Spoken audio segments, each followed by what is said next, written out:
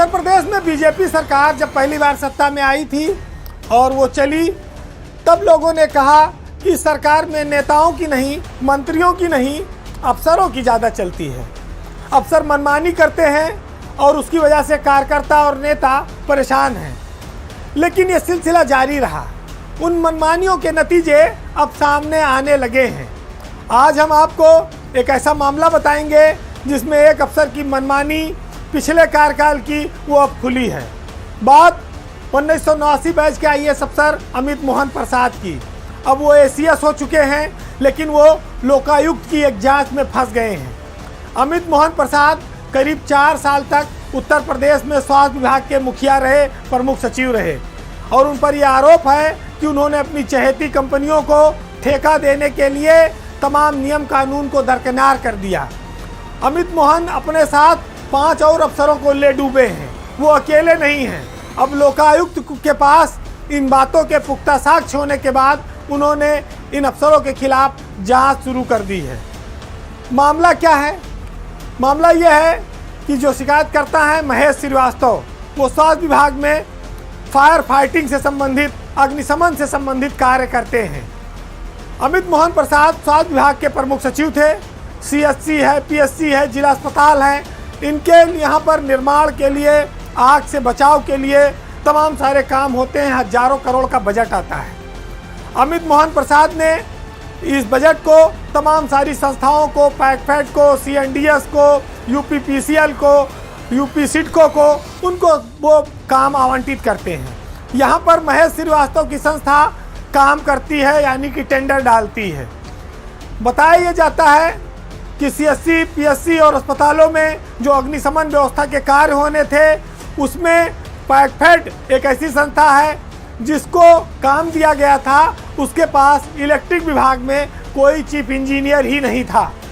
उसके बावजूद उस विभाग को संबंधित टेंडर कराने की अनुमति दी गई और विद्युत संबंधी कार्य कराए गए। ये सब अमित मोहन ने अपनी चहेती कंपनियों को लाभ पहुंचाने के लिए ये कार्य किया। आरोप यह भी है कि अमित मोहन प्रसाद ने लखनऊ ऑप्टिकल, सरस्वती इंटरनेशनल और कंसर्न मेडिकल नाम की जो कंपनियां हैं, इनको कई करोड़ के काम दिए।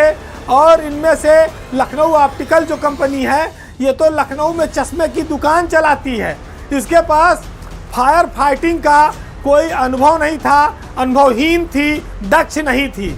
उसके बावजूद प्रमुख सचिव की मेहरबानी से कई 100 करोड़ के काम इन कंपनियों ने किए।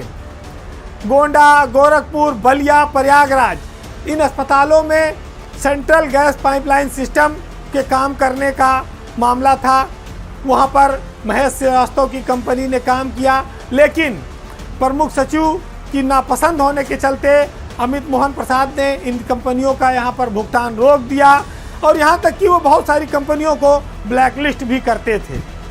हालत ये हो गई कि प्रधानमंत्री से लेके चीफ जस्टिस तक इसकी शिकायत होती रही, लेकिन अमित मोहन का कोई बाल बाका नहीं हुआ। ऐसे में महेश श्रीवास्तव ने लोकायुक्त का सहारा लिया। लोकायुक्त ने प्रारंभिक जांच में साक्ष्यों के आधार पर अमित मोहन के खिलाफ मुकदमा चलाने की अनुमति दे दी है।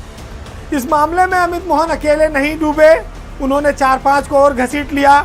हालांकि वो शीर्ष अफसर थे, वो निर्णय सारे खुद करते थे, लेकिन अपने सचिव और तत्कालीन जो यहाँ पर अधिकारी रहे शासन में, उसमें प्राणेश चंद्र शुक्ला, चंदन रावत, इन सबको भी फंसना पड़ा।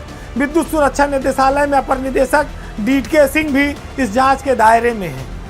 अमित मोहन प्रसाद बहुत लंबे समय तक इन विभागों में रहे। मनमानी अफसरों की ये एक सिर्फ खुलासा है, ऐसे तमाम सारे मामले हैं, लेकिन महेश चंद्र श्रीवास्तव जैसे लोगों ने हिम्मत नहीं हारी। आज ये बात और महत्व हो रखती है कि जब सरकार में निचले स्तर पर कोई अधिकारी गड़बड़ी करता है, तो उसके लिए यही प्रमुख सचिव, यही अमित मोहन प्रसाद फाइलों पर लिखते हैं कि इनके खिलाफ तमाम आरोप हैं, इनके खिलाफ जांच चल रही है, इनको किसी महत्वपूर्ण पद पर न रखा जाए। आज ऐसे में वो एसीएस बने बैठे हैं एमएसएमई विभाग के, और उनके खिलाफ खुद जांच शुरू हो गई है। अब उनके मामले में क्या सरकार वो फार्मूला लागू करेगी जो वो दूसरों पर अब तक लागू करते रहे हैं? देखना ये महत्वपूर्ण होगा।